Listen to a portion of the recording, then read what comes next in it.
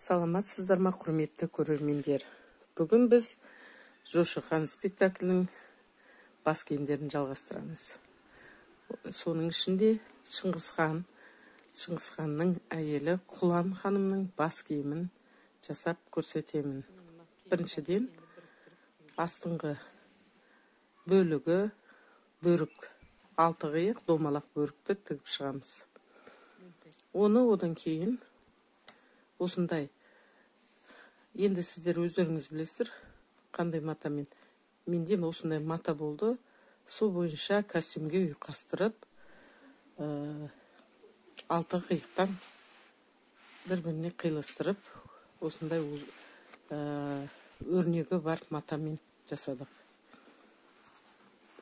Тура сол костюміне келіп, жақсы үйлесіп кетті. Енді бұл қалың мата, бірақ ішінде паршасы да бар, барқыты да бар, аралас.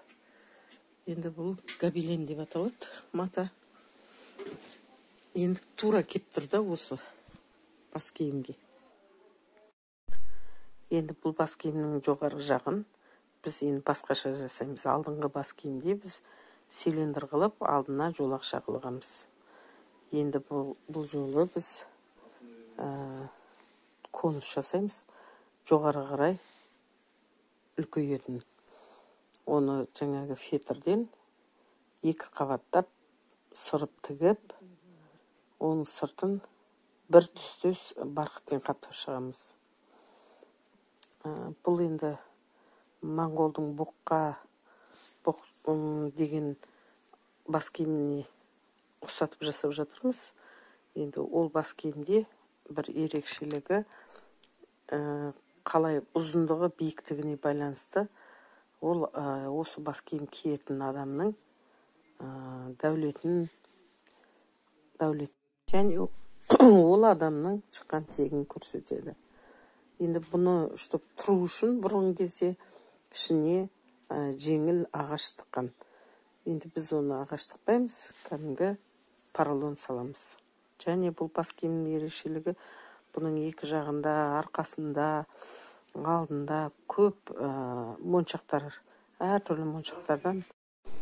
Міне біз енді екі жағына түсіп тұратын моншағын, салтыншағын жасап жатырмыз. Екі жағында құлақшасы болады, соған бұл бекітіліп тігіледі. Сол бойынша енді арғырай әшекейлейміз. Шекелігін тігеміз бас киімге.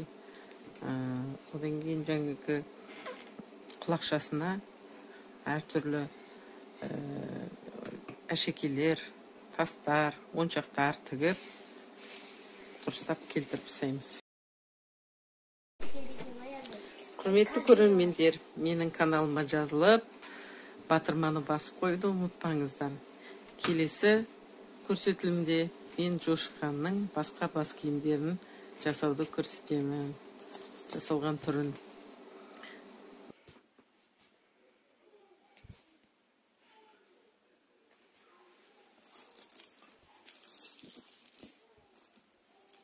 Ал құрметті көрермендер, қош сау болыңыздар.